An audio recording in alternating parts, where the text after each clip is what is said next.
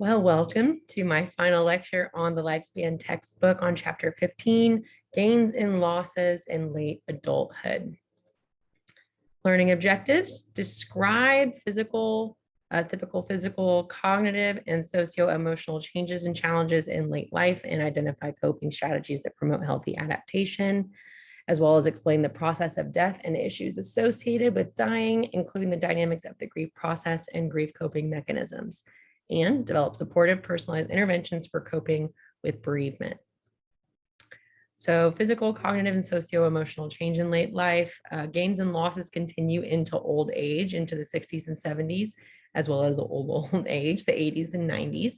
Losses are considerably outweighing gains in that time of life, and there's much sadness and frustration associated with loss. I remember I had one client that she was 92, and I think she said that all of her friends had died already, that she grew up with and knew, and she was the last of them left. And that's a very heavy sadness to carry, right?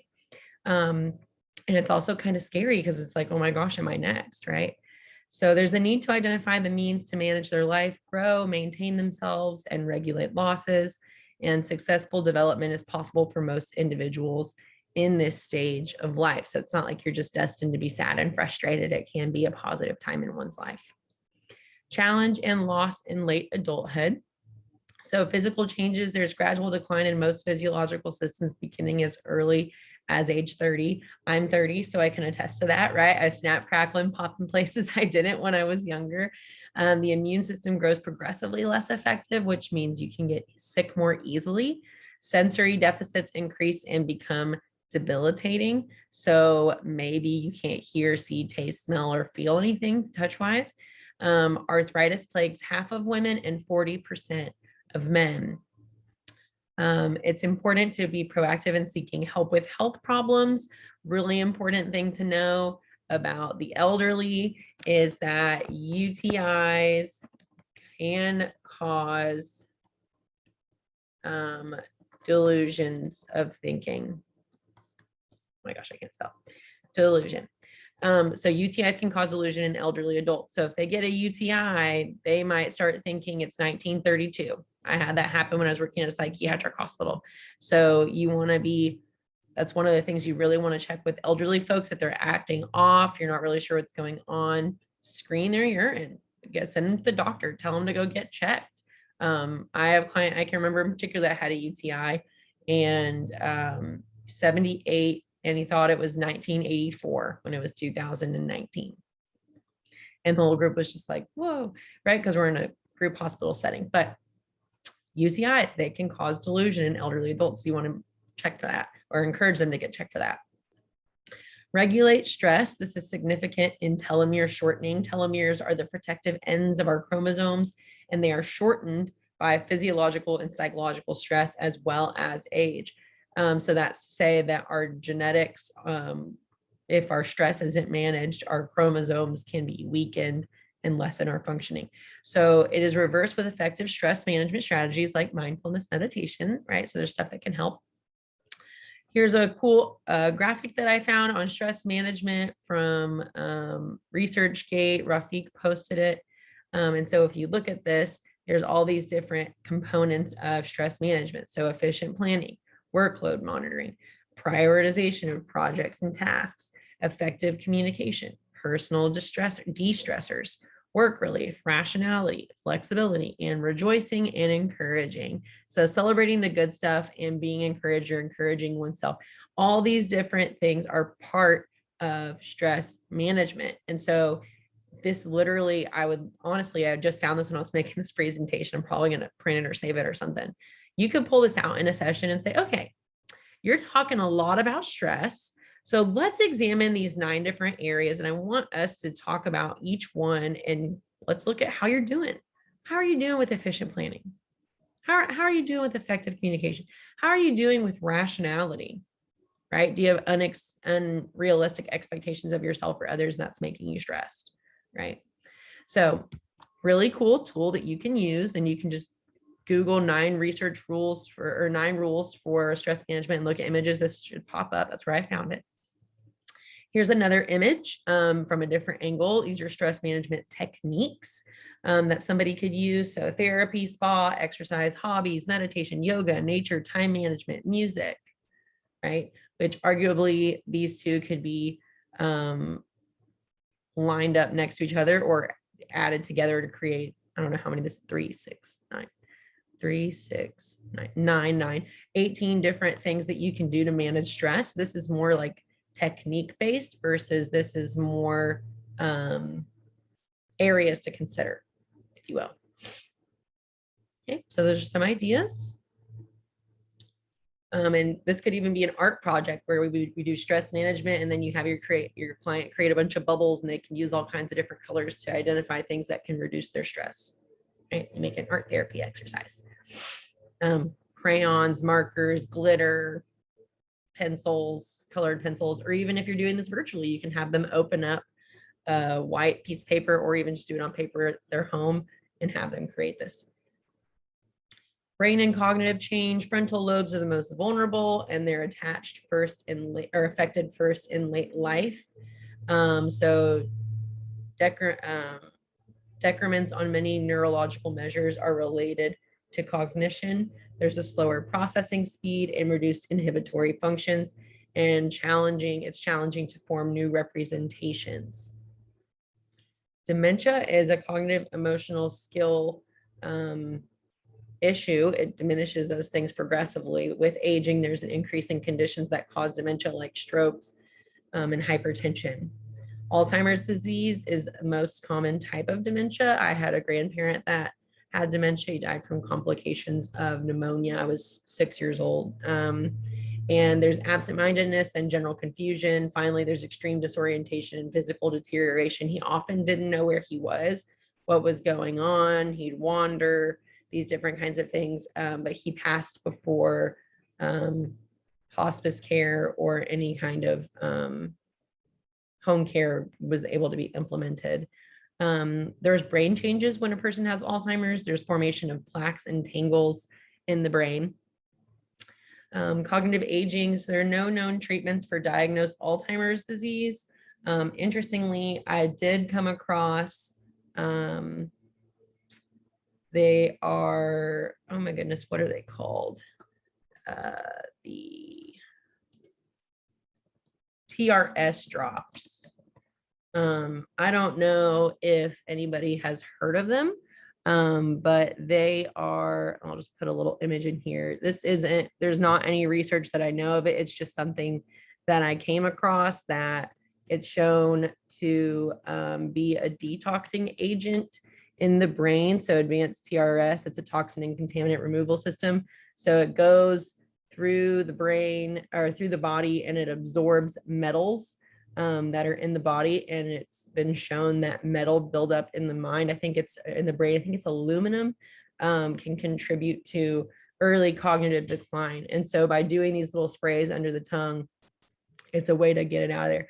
So whether or not research shows that's effective, that's something I've read a lot about, and I've watched some videos about. So that's maybe something to consider for your loved one. In one of the videos that the person I purchased it from, they talk about one of their purchasers used it with a family member with Alzheimer's, and it had a reduction in symptomology. So not to say that it's going to cure it, but it can reduce its progression, or it can reduce the severity of its presentation. So something to think about. I'm a holistic person at heart. So I'm a use vitamins, nutrients, detoxes, all that kind of stuff before you use a medication if you can, because it's better to use more natural stuff than it is to do stuff with side effects. This has no known side effects other than maybe a headache if you do it too quickly from the withdrawal. And I've actually used that, and it helped me with headaches. So something to consider. There are 3 classes of interventions for Alzheimer's disease. There's cognitive training, general health interventions, and physical activity. So those TRS drops could fall on the health interventions piece.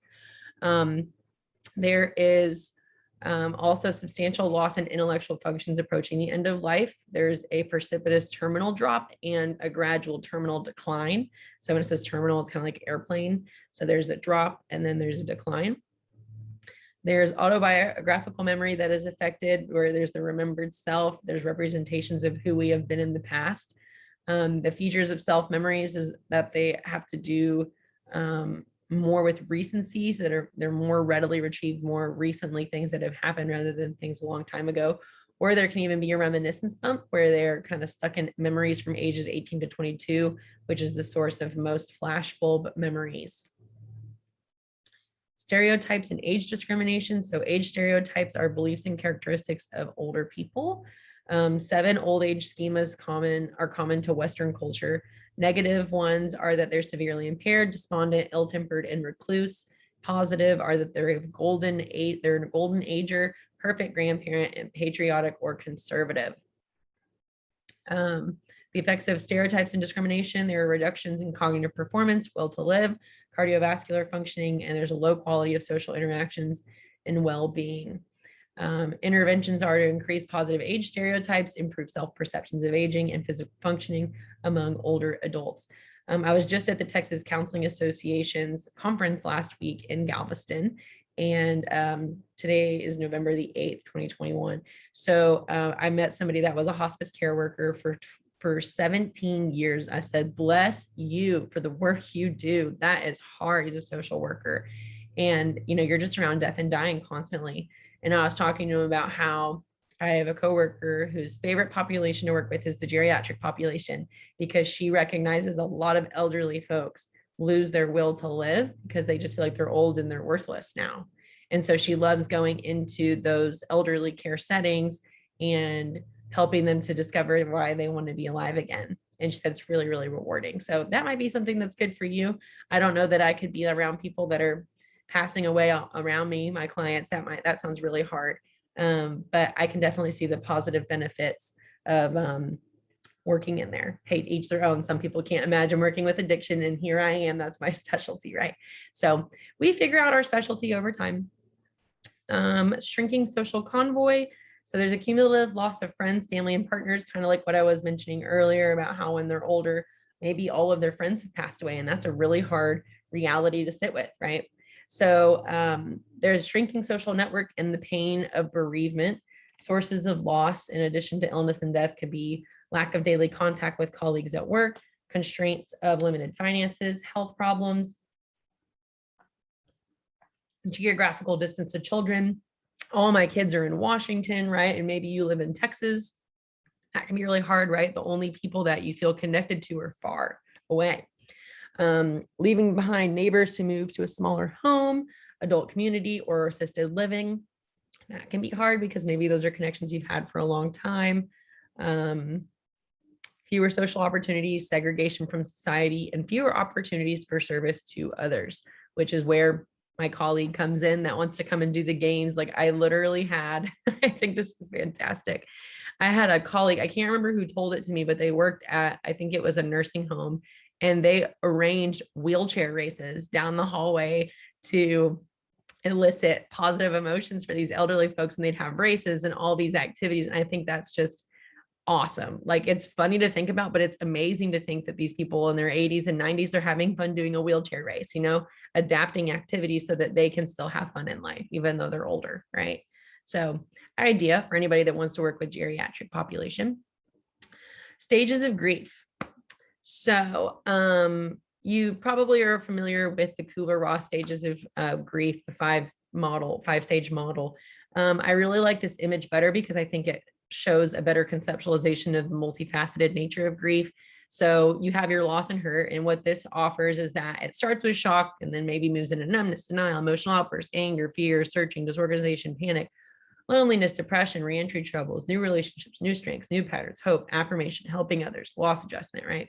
So it's saying that it's this U-shaped graph that you go back and forth like this between these different experiences, and it's this neat little thing. But if you've ever experienced grief, you know that it's actually like, oops,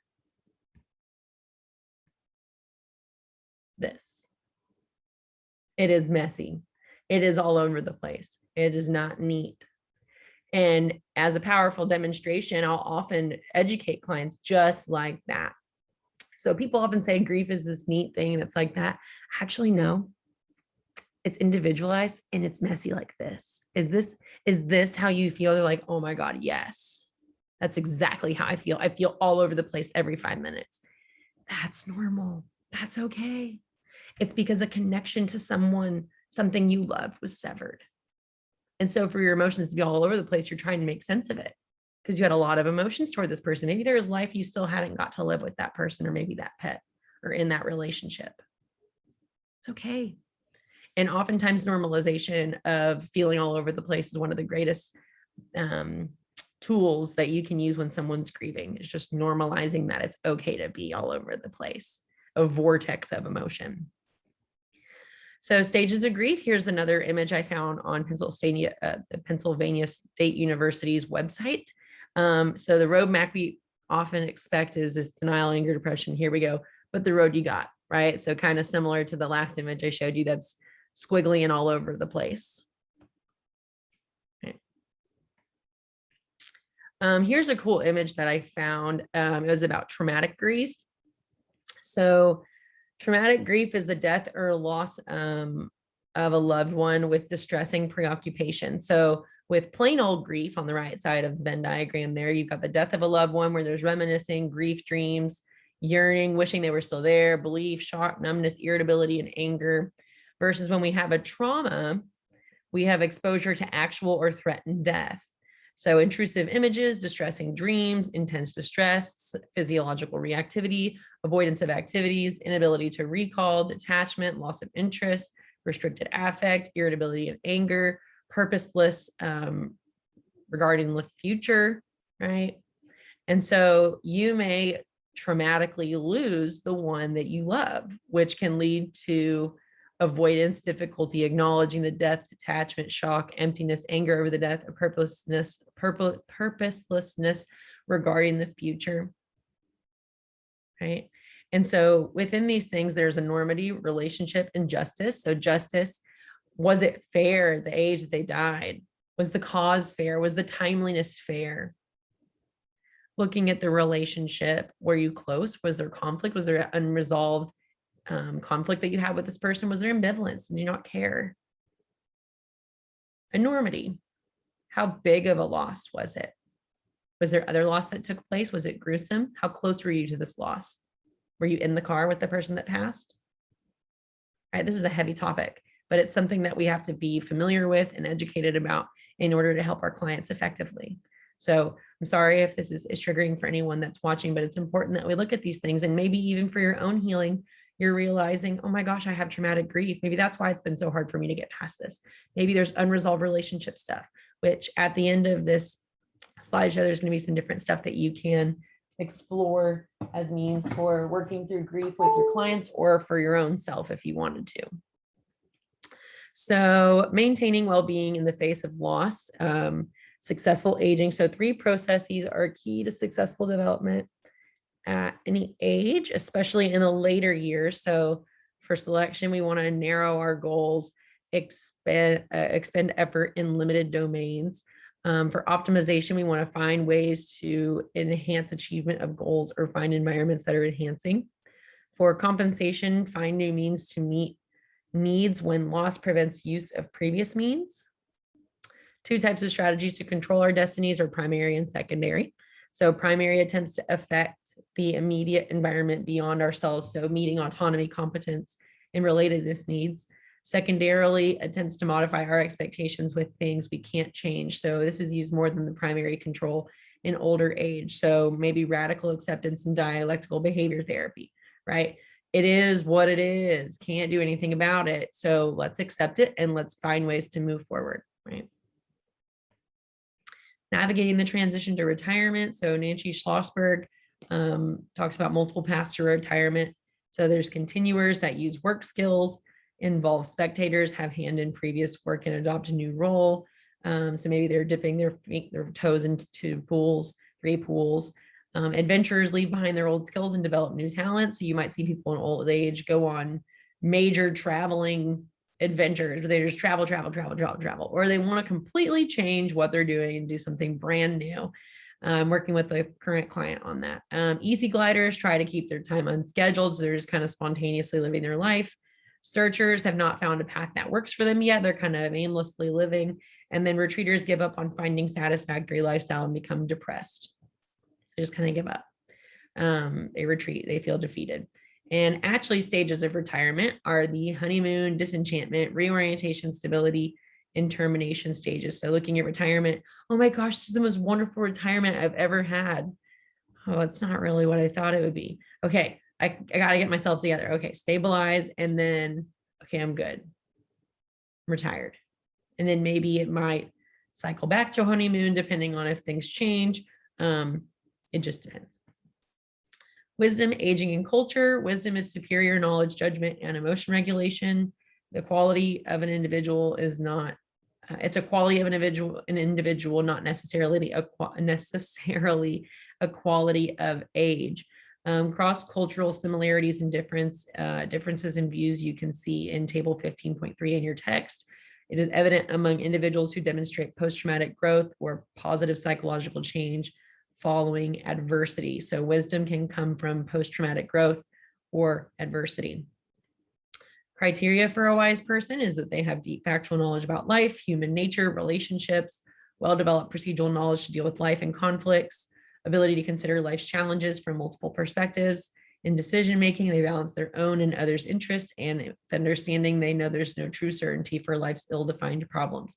So you can help clients when you notice that there's not a lot of wisdom. They're struggling to have knowledge. They're struggling with relationships. They're struggling with how to deal with life, with conflicts, with how to deal with life from multiple perspectives, with making decisions, with understanding life's problems and trying to rationalize the irrational, right? These are things that can help you guide your treatment interventions by having awareness of where their wisdom is at, or lack thereof, if you will. So social emotional experience in late life. So the social emotional domain, they're enhanced and better regulated with age. Selectivity is investing in fewer social relationships. So there's a function of expectations that that remaining time in life is limited. So they want to spend time with particular people. So they might limit friendships. The problem of selectivity is that there's more cognitive decline. They need to retain social connections and engage in social interaction. There is an increase in emotional well-being in late adulthood. According to self-reports, there's less conflict, more positive focus, more acceptance of things they can't change. But there's an increase in depressive symptoms that is very high above age 85. And there's high effectiveness of treatment for depressive symptoms. So just because you're older doesn't mean you can't benefit from treatment, right? Experiencing loss, death, and dying, recognition of our own mortality or time left to live, facing death as unknown territory. So that causes a lot of anxiety. Where am I going to go when I die? Who's going to take care of my things? How's my estate going to be handled? Who's going to be the executor of my will? Right? All these things. Who can I trust to do that? US culture is moving towards support of death with dignity. And table 15.5 in the text has a core principles for end of life care table. There are varying ideas of a good death, of what that means. Most wished for is palliative care, as in the hospice movement, and the ability to prepare for death instead of it being a traumatic death. They're not being prepared for it all. It is important to have knowledge about end of life options, refusal of treatment, physician-assisted suicide, active euthanasia, and the double effect is important to look at. So core principles for end-of-life care, I pulled this from Steinman on a slide player presentation. So respect for the dignity of patients, families, and caregivers, displaying sensitivity and respect for patient and family wishes. So if they don't want treatment, respect that. Don't force them to get treatment. I have a colleague that works at a kidney, what's it called? A dialysis clinic, excuse me. And he really struggles and wrestles with some of these clients have really severe kidney failure, but they will not be compliant with treatment. And I talk to him constantly about, you have to honor their autonomy. If they don't want treatment and they want to die from renal failure, that is a choice. As much as you want them to get the care that's available, you can't make them, right? Use appropriate interventions to accomplish patient goals. So make sure they fit into the morals, values, abilities of the client in front of you. Work to alleviate pain and symptoms. So as a therapist, right, we don't prescribe medication unless we're a psychiatrist or a PA, a training. So alleviation of pain and symptoms might look like referral to a pain management specialist, exploring essential oils, massage, acupuncture, cupping, or taking baths with Epsom salt, right? Different kinds of things. So exploring that kind of stuff. Ibuprofen, Tylenol, meeting with your doctor. You also want to assess, manage, and refer for psychological, social, and spiritual problems as needed. So some people believe in demonic oppression and possession, and so you may need a referral for that. Some people may have social issues due to being diagnosed on the autism spectrum, and so you can refer them for a social skills group, things like that. And then psychological issues that might warrant psychiatrist intervention if the neurotransmitters are the issue, or ECT, electroconvulsive therapy, or TMS, transcranial magnetic stimulation, or deep vagal stimulation, or deep brain stimulation, DBS, or different things like that. So the process of dying, the Kubler-Ross stage model of the process of dying involves denial, anger, bargaining, depression, and acceptance, which you guys saw all those on that U-shaped graph. Limitations is there's no evidence of the existence of these stages. It leaves out other appropriate responses that exist and it is more appropriately viewed as some ways that people cope. Bereavement is grief, the universal reaction to loss. Behavioral forms are active distress, protest, and searching for the lost attachment figure. The grief process is influenced by culture, religious, and secular customs. So for some, grief is a celebratory affair where there's a week-long party and food and drink and laughing. There's no crying whatsoever. And then in other cultures, they mourn and wear black for a month, right? So just because you may grieve one way, that doesn't mean everyone grieves your way. So it's really important to be educated multiculturally on grief and bereavement for different persons. Also, something important to know about is anticipatory grief. So if someone's looking down the barrel at a cancer diagnosis, or their kidneys are failing, or whatever it is, anticipatory grief is real. It's scary to die. It's scary to lose someone that you love. And the anticipatory grief might be something that they're having to deal with their loved ones that are worried about them passing away. And so they're stressed from worrying about the family, right? So grief is a multifaceted topic that I could literally spend a whole hour on, but keep going. So here are some different types of grief from the FHE health website. So some different types of grief. So there's normal grief, which includes inhibited grief, masked grief, and delayed grief, right? So inhibited is like you hold it back, masked is you hide it, and delayed is it waits to come out. Complicated grief is also known as prolonged grief, and it's characterized by long-lasting and severe emotional reactions. Chronic grief can last for years. It's often related to traumatic loss. This is where it doesn't change. You just keep feeling like you just lost him yesterday, and that feeling doesn't go away. Anticipatory grief happens before the loss occurs, often during a terminal illness, cancer, kidney failure, things like that. Secondary loss occurs when the bereaved experience additional losses. So maybe, like for me, for example, my grandfather died when I was 6, and then my grandmother died 2 weeks later. So I imagine that my dad very much so, they're my dad's parents. I'm imagining he very much so experienced secondary loss because they were so close together. Absent grief is when the person is in total denial about their loss and they're not able to admit they've experienced loss. Cumulative grief can result from multiple losses over a short time period, and disenfranchised loss occurs when society does not recognize or acknowledge the value of the loss. So it's not a big deal. And grief, I think I've mentioned previously, maybe not, can be related to the loss of people, status, relationships, pets, your favorite shirt. It can be any kind of loss. It doesn't have to actually be a death. It could just be your best friend won't talk to you anymore. It could be that you broke up with your boyfriend of 8 years and you're grieving that you lost the future you thought you had with kids and marriage and the house and the dog and the whatever, right?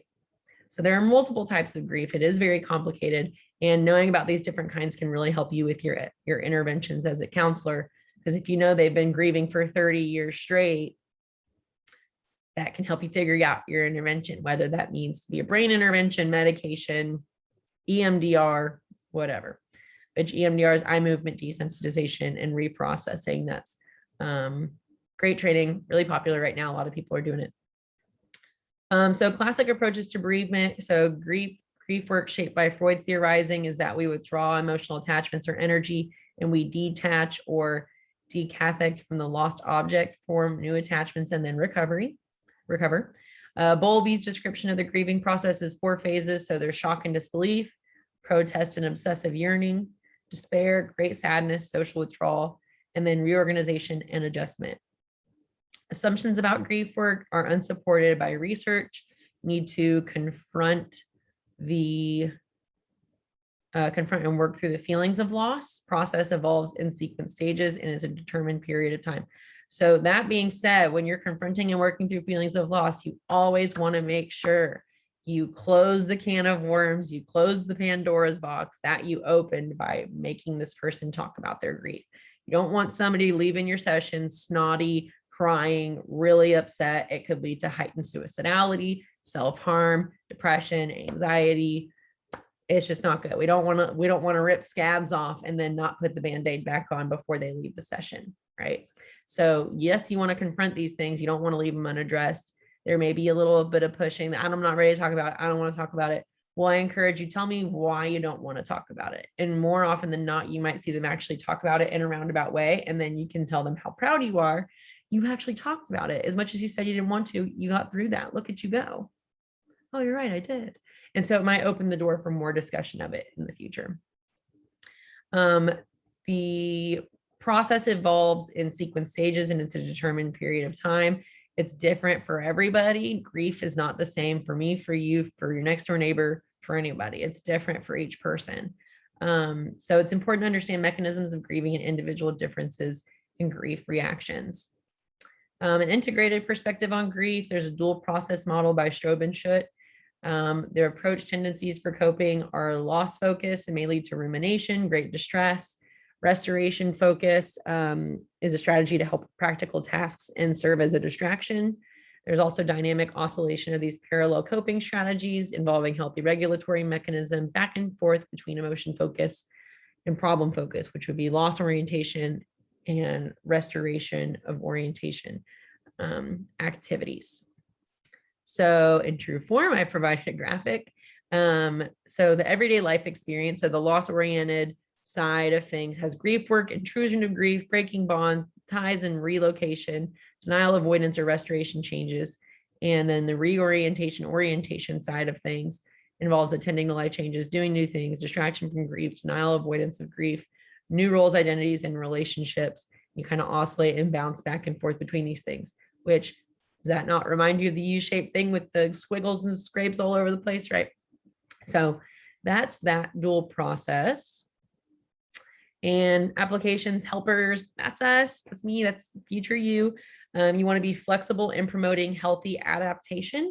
You can look at table 15.6 in your book for therapeutic adaptations for older clients.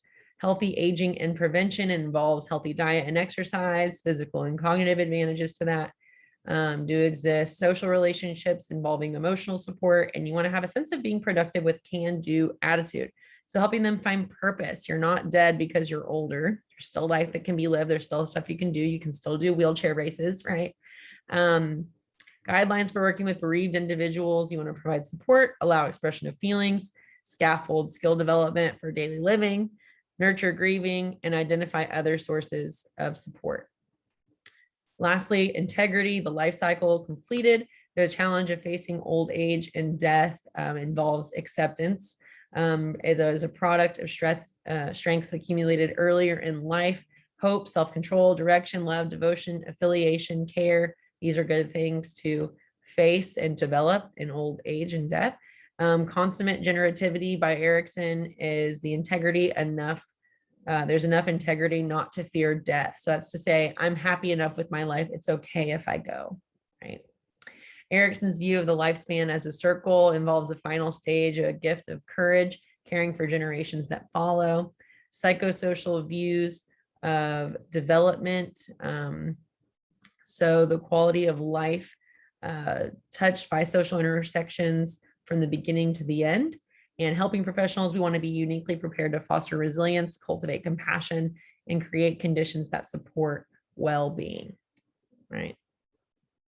All right, final round of questions, chapter 15 questions. So as people age and experience declines in fluid intelligence, what effects provide evidence of this cognitive change? Slower processing speed, increased inhibitory functions, declines in pragmatics, and loss of factual knowledge.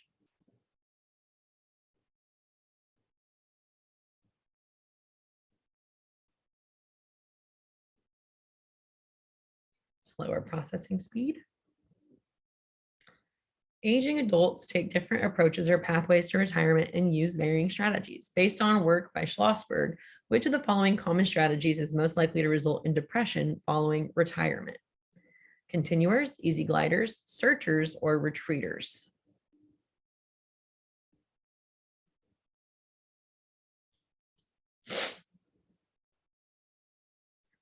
Oops, retreaters. According to researchers in Germany, 5 criteria are associated with being a wise person. In this typology, what is the first criterion for a wise person? Procedural knowledge about making decisions, ability to view challenges from another's perspective, factual knowledge about life, human nature, and relationships, or recognition of the certainty of answers to life's messy problems. A, B, C, or D?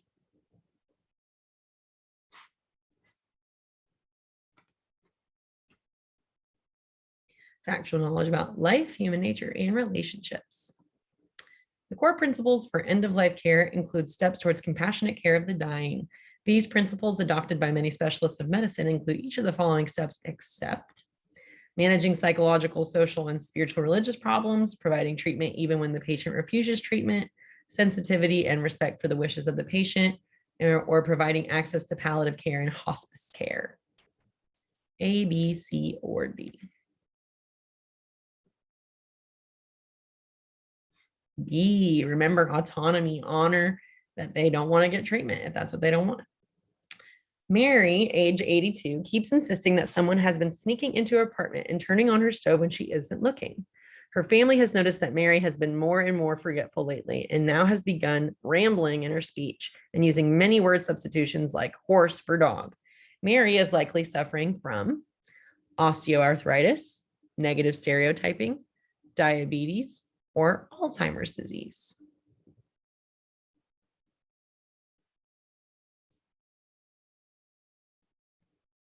Osteoarthritis. How is the gender of an elderly person linked to whether or not others have negative stereotyped expectations of that person? Gender of the elderly person has no effect. Elderly men are more likely to be seen in a negative way. Elderly women are more likely to be seen in a negative way, or elderly women are more likely to be seen in a positive way. Elderly women are more likely to be seen in a negative way. If self-determination theory, in self-determination theory, which of the following is considered one of the most basic psychological needs that motivates our adaptation or coping efforts at any age? Autonomy, optimization, avoidance, generativity.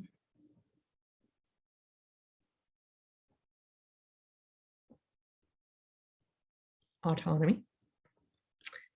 When Francesca, age 62, discovered that her retirement plan had suffered losses in the stock market, she realized that she would not be able to retire within the next year as she had expected to do. After she learned of her predicament, Francesca met with a financial consultant provided by her company, and she has decided to postpone her retirement by just 2 years. She hopes that the economy will improve and the additional years of work will help her to achieve her financial goals. Which of the following is an accurate description of Francesca's coping at this point? She is using a problem-focused mechanism. She is using an emotion-focused mechanism. She is using a primary control strategy. She is just being practical. She is not using a coping strategy. I didn't type these.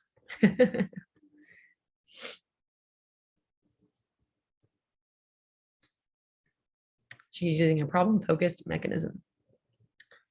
In end-of-life care, the double effect refers to counseling care provided both for the dying individual and caregivers, injection of a medication by someone other than the dying individual to cause immediate death, medication that is given to relieve pain even when this may also result in death, or a patient's written statement indicating his wishes for end-of-life care.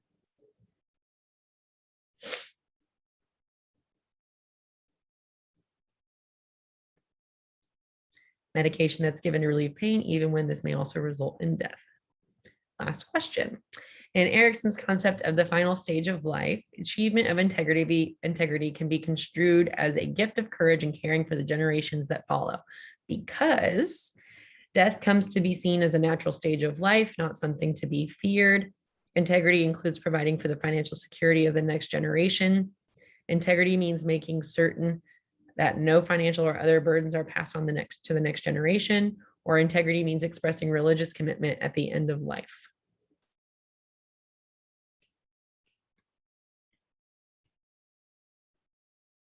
Death comes to be seen as a natural stage of life, not something to be feared. All right, questions for the comments. Last one. Look up some different grief interventions that can be used with clients. A relationship tree, a goodbye letter, sand tray, empty chair technique. What techniques do you feel drawn towards using and why? 2, as an existential exercise, I want you to reflect on how much life you have lived and how much you have to live. In what ways could you live the rest of your life so that it could be more meaningful to you, or it would be meaningful for you? Perhaps try journaling about it if you are willing, old-fashioned pen and paper style. And you can, of course, share it in the comments if you'd like. And then something I didn't add here. What are your thoughts on how I did with these presentations? Were they helpful to you? Why or why not? Would really love to know how these slides were or were not helpful for you. So please, at least if you don't mind, answer that question. But if you don't want to answer any of them, of course, you know by now that they are not required. It has been a pleasure doing this lecture series for you. And if you have any questions, please feel free to comment on the video, and have a wonderful rest of your day, evening, afternoon, night, whatever time of day it is that you're watching this. Thanks for watching.